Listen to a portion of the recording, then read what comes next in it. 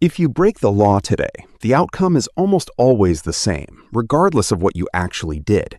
A trial, a sentence, time behind bars. One single system applied to an enormous range of different offenses. Early humans, however, had no such single system at all. Instead, punishment came in many different forms, depending entirely on what happened, who was involved, and how severely trust had actually been broken.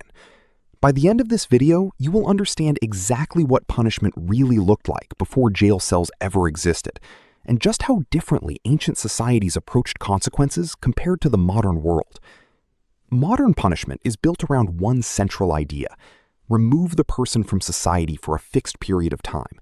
Whether someone stole something small or committed a violent act, the underlying tool used to punish them is largely the same: a cell and a countdown.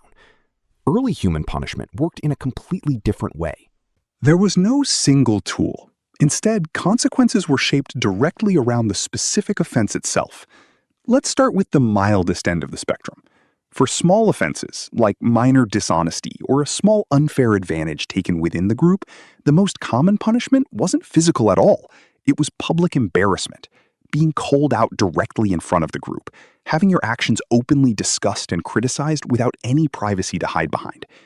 This might sound mild compared to modern punishment, but in a small, tightly bonded community, public embarrassment carried enormous weight.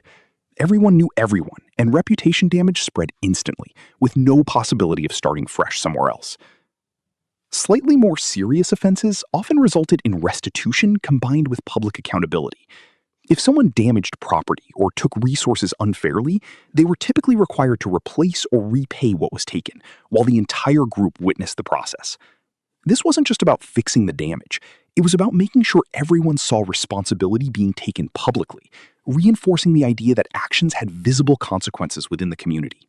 For repeated or more serious misbehavior, temporary misbehavior became common. This wasn't the same as full exile. It typically meant being excluded from specific group activities for a set period of time, reduced access to shared meals, being left out of hunting parties, being excluded from important group discussions. This created a clear escalating structure. Minor offenses led to embarrassment. Repeated offenses led to reduced participation in group life. The punishment scaled naturally with the pattern of behavior, not just a single isolated incident. Now here's where things become significantly more serious. For offenses that genuinely threatened group safety or survival, such as violent behavior or repeated theft that endangered the group's resources, temporary banishment became a real possibility. Unlike modern imprisonment, banishment didn't come with guaranteed food, shelter, or safety. Being sent away temporarily meant surviving entirely alone, exposed to predators, harsh weather, and the constant risk of starvation. This reveals something crucial about how early human punishment actually worked. It wasn't measured in days or months the way modern sentencing is. It was measured in risk. A short banishment could still be incredibly dangerous, while a longer one carried an even higher chance of death. The severity of the punishment wasn't determined by an arbitrary number attached to the crime. It was determined by how long someone could realistically be expected to survive completely alone. Compare that to modern imprisonment, where someone can serve an extended sentence while still receiving guaranteed meals, shelter, and medical care.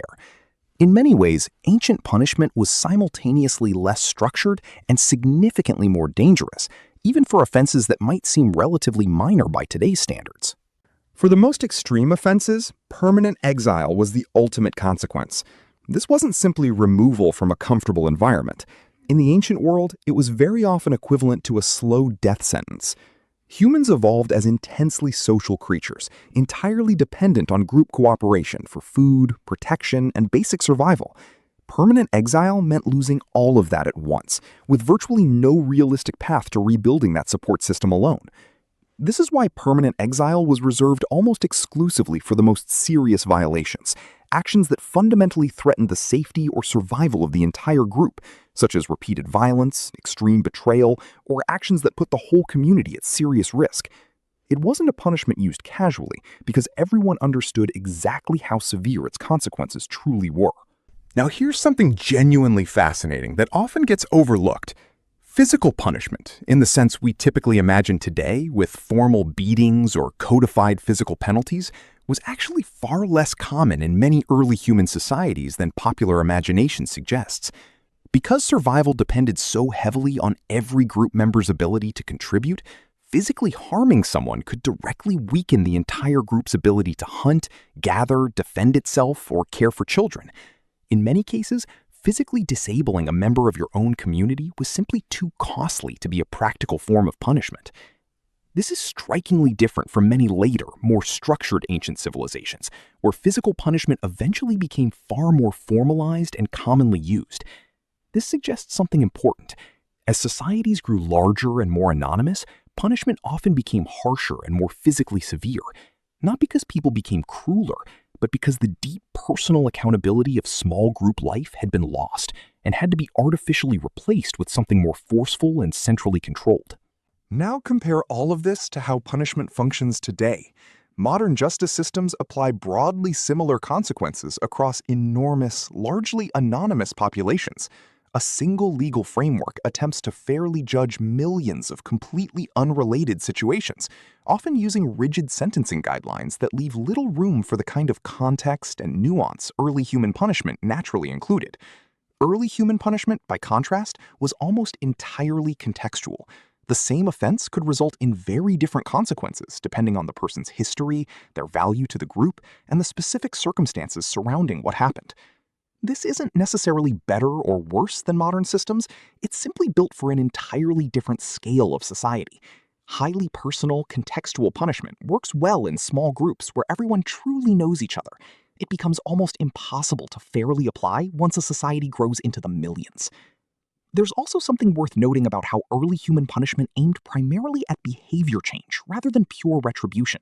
The core goal wasn't simply to make someone suffer for what they did. It was to protect the group's ability to function and survive going forward.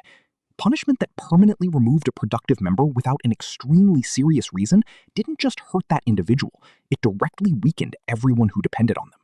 This created a very different underlying philosophy toward consequences compared to many modern approaches, where punishment is sometimes treated as an end goal in itself, separate from any meaningful attempt at future behavior change or reintegration into society. So, the next time you think about how modern justice systems apply the same basic framework to wildly different offenses, remember this. Early humans didn't have a single formal punishment system, but their approach was often far more responsive to context, severity, and long-term group survival than a rigid, universal set of consequences ever could be. Maybe the real difference between ancient and modern punishment was never simply about harshness or leniency. Maybe it was about how personally connected people actually were to the consequences they were creating for each other. If this changed the way you think about punishment, justice, and consequences throughout human history, make sure you subscribe to the channel, because we explore stories exactly like this every single week, uncovering how ancient humans really lived, thought, and survived long before recorded history began.